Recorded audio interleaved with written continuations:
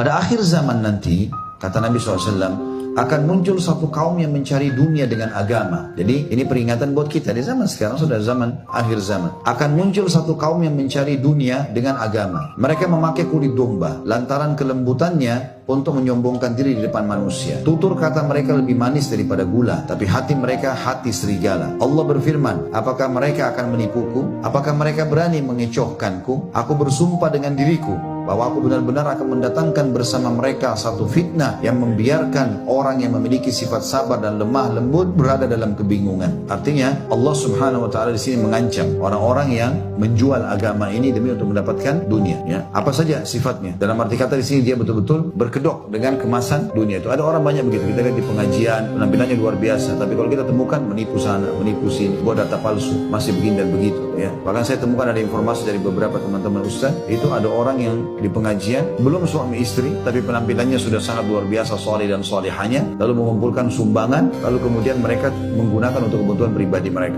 dan sekian banyak hal-hal yang berhubungan dengan masalah ini. Maka akan muncul nanti itu di akhir zaman, Allah Subhanahu wa taala akan mengganggu mereka atau menghukum mereka dengan hukuman-hukuman yang membuat mereka dengan sendirinya orang sabar pun tidak bisa sabar lagi karena beratnya masalah itu. Ini peringatan dari Ali bin Abi Thalib lalu apa yang beliau sampaikan tentang akhir zaman. Sudah banyak orang dari orang-orang yang memeluk agama ini, ya, kemudian mereka menjadi tokoh-tokoh dalam agama, malah mereka memperjualkan dunia atau agama ini untuk dunianya. Ya, dalam arti kata di sini mereka menunggangi itu untuk kepentingan-kepentingan mereka. Dinukil kepada kami kisah, ada seseorang yang mengisahkan dari Mesir, kisah Mesir. Ada seorang dai berceramah. Dia berceramah dan dia punya retorika yang sangat bagus sampai membuat jemaahnya pada nangis. Masalah sedekah. Sedekahlah gini-gini segala macam. Orang semua hanya mau sedekah. Termasuk yang hadir anaknya sendiri dalam masjid itu.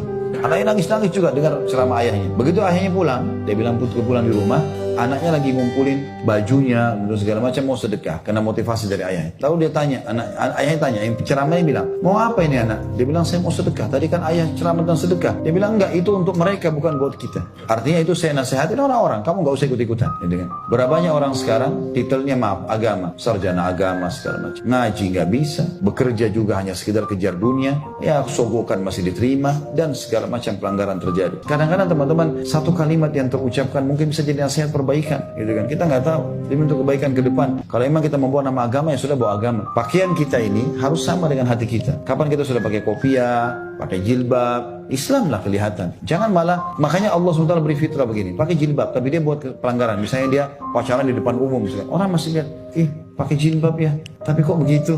Orang nilai, karena itu ada pakaian kebaikan di situ. Dia sekalian tidak pakai hijab mungkin lain, gitu kan? Maka itu terjadi aneh. Nah, ini yang dimaksudkan oleh Ali bin Abi Thalib. Akan datang nanti zaman seperti itu. Tapi banyak orang subhanallah menjadi faham agama, lalu melonjorlah di pemerintah, kemudian tiba-tiba pemerintah berbuat zalim pun dia tidak mau tahu. Tutup mata. Kenapa? Karena diberikan jabatan sebagai ini, diberikan uang seperti itu, proyek seperti ini, menjual agamanya untuk dunianya. Ini nggak boleh sama sekali. Sama sekali.